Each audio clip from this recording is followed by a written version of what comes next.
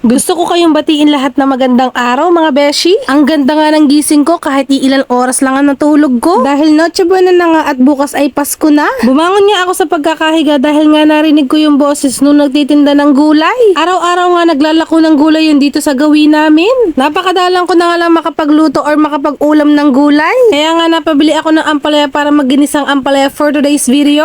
Habang nagpapakulong nga ako ng tubig ay tinas ko tong mga kortina at inayos itong kama. Madalas nga ay dito kami kumakain, tumatambay or natutulog. Nag-steam nga ako ng oregano at kakatasin ko nga mamaya para inumin naming mag-iina. Pag ganito nga ang panahon mga beshi, lalo na at December ay uso ang mga ubot sipon. Medyo magaling-galing na nga rin yung ubo ko at nakakatulog na ako maayos-ayos mga beshi. Tapos na nga rin ako makipagpaligsahan sa tahol ng aso sa gabi. Nahiya na nga sa akin yung aso dahil nasapawan ko pa siya. Pagkatapos ko nga magligpit ay inumpisahan ko na itong pagluluto ng ginisang ampalaya. Hindi ko na nga maalala kung kailan ako huli nagluto nito.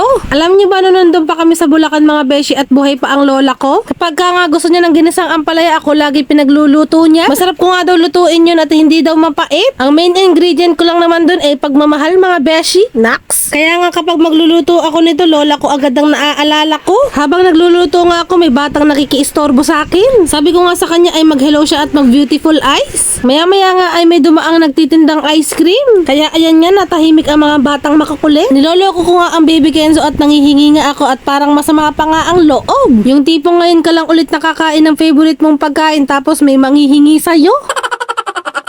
Hindi na nga ako nanghingi, parang kasama pa ng loob ng baby ka oh. Nakalipas nga ang 24 oras ay naluto na rin itong ginigisa kong ampalaya.